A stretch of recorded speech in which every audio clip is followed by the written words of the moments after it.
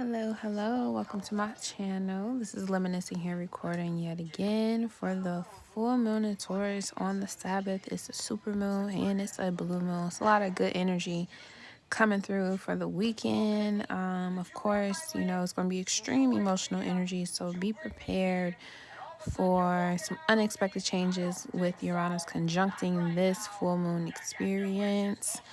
Everybody get prepared and ready to just relax and chill out as much as possible. Do not become easily provoked. All right. So in the Jupiter position, excuse the background, it's Aladdin. So we definitely going on a journey here when it comes to manifesting what we want, which is kind of what I gather so far from this reading, the Jupiter, Moon, Saturn, and Sun position. So in the Jupiter position, we have Saturn, truth, the number 6 here. Saturn, of course, is discipline, self-regulation, limitations, restrictions. 6 is connected to, of course, Venus. Saturn is more of the darker nature, but at the same time, it is giving and receiving. And the word here is truth. The advice here is to release and surrender. And we have the Empress, Venus energy here on the 6th. So at the bottom of the card of the deck for when this card came out, it was the 4 of Pentacles, the 2 and 8 of Swords. So we can definitely be releasing some type of thoughts or ways of thinking that has kept us imprisoned within our own mind. And once we release and surrender that victimization mentality as a collective, we can start to embrace the natural way in order of how things are supposed to be. In the moon position, we have Capricorn. I use 22, which is the 4. Now, with this, this is what's hidden. So we don't know that there's something that we can use. There are some tools available that we can use that will come. I just saw 222. There are some tools that we haven't used yet in our artillery that we're going to receive during this full moon experience, and that's resolution and healing. Okay, so we get to use resolution and healing during this full moon phase in Taurus. Taurus is exalted at the moon. I mean, a cozy, comfortable, healed Cancer is the happiest. We have Knight of Swords here, the card representing air signs, fall, of course, too, which is the season we're currently in. We're fixed fall since it's Scorpio season.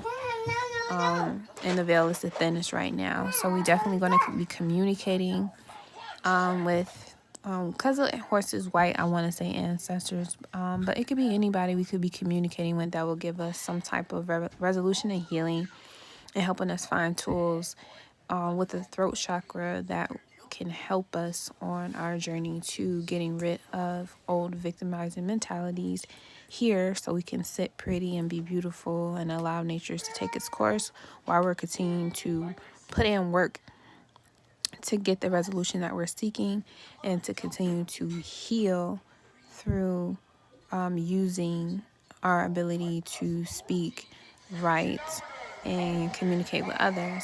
More air here, but in the Saturn position is the second house, owning 26, which is an 8.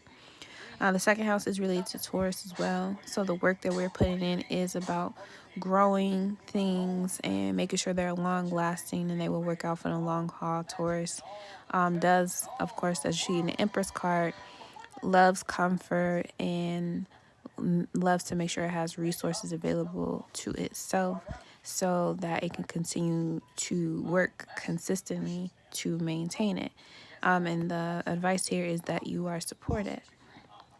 So whatever, and this is the Ten of Swords, Gemini energy. So whatever self-talk or mentality, especially community as well, the people or places you surround yourself by, the things that you watch, the things 444, the things that you read, all that has a lot to do with, what's on your mind, and what's on your mind is what the earth, the nature, is going to be supporting.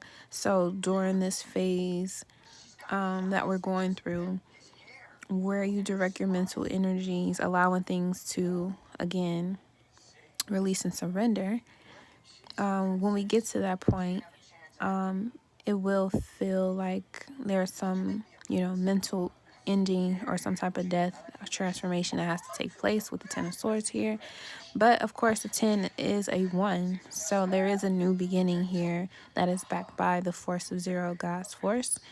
And we can let go of thinking the worst of situations and actually see that when we think the best of situation, that's the type of support that we want. That's the type of support we want to own.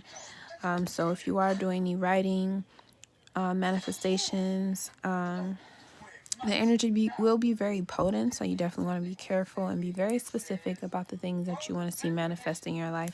Because again, what is going on in your mental is going to be supported by your physical. And the last part is the sun position, which is the 11th house, friends, which is a number 8 as well. So with the sun in 11th house, Aquarius energy, networking, acquaintances, people that, you make money with, or people you have started to associate and network with due to the type of work that you do in the world. That is being expanded at this time. Aquarius is square to Taurus, meaning it's a 90-degree angle, a lesson, a challenge here. And it does have to do with expansive because Taurus can be very set in its ways. It is a fixed sign, just like Aquarius can be set in the way that it thinks. Taurus can be set in the way that, it doesn't want to break out of its comfort zone. And we may be getting a breakthrough in our comfort zone when it comes to associates and friends and how we view them, especially once we get over the ideas thinking that we have to be so hard on ourselves,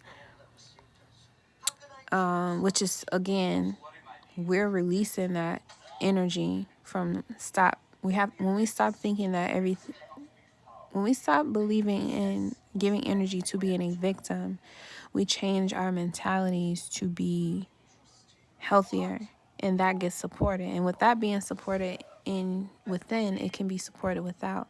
So not only do you cleanse your temple and you keep it holy and honor yourself, you're going to attract those who are looking to do the same. And when you do attract those who are on the same vibrational level as you, and you get to continue to expand in that energy. 4 swords here is Jupiter in Libra. It does talk about vacation, meditation, finding peace. Those are the type of friendships, 808, that you're going to be looking to expand in. Something that brings you peace of mind and balance. You'll have balance when it comes to friendships. So maybe right now, with being in the sun position, people see you as being distant or away. We can be seen that way, or we can be seen networking with those who are on the same, balanced vibrational wave as us. And we're all looking to expand each other's perspective on an individual level. But, Aquarius 11th house is about the individual in the group setting.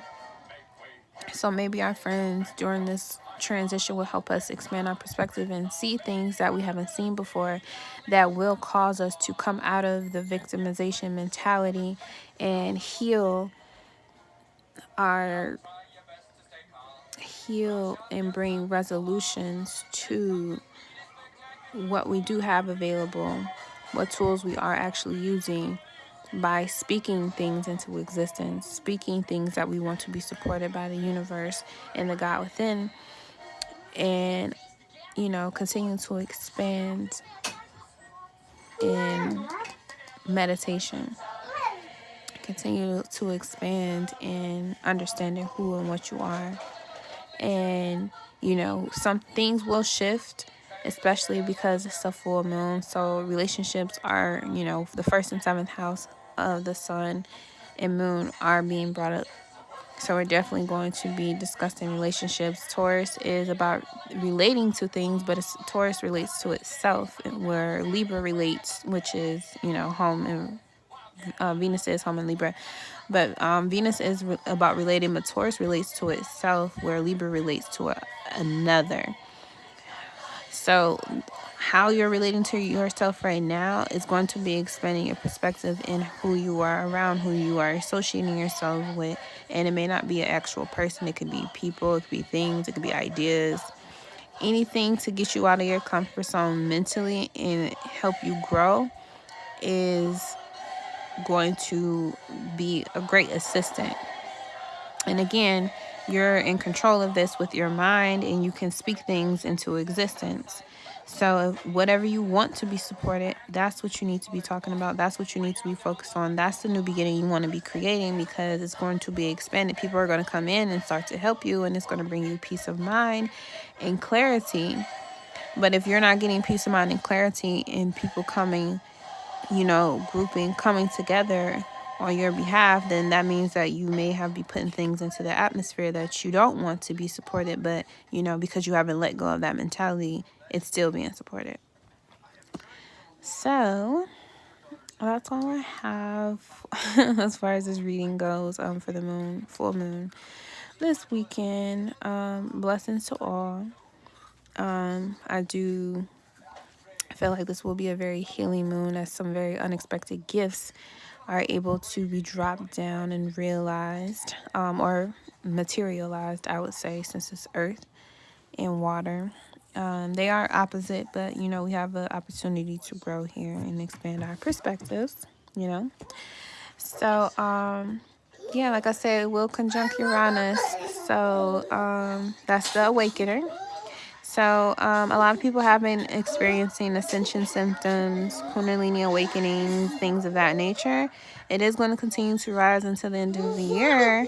So, if you haven't already, just keep making... Stop! You're too rough.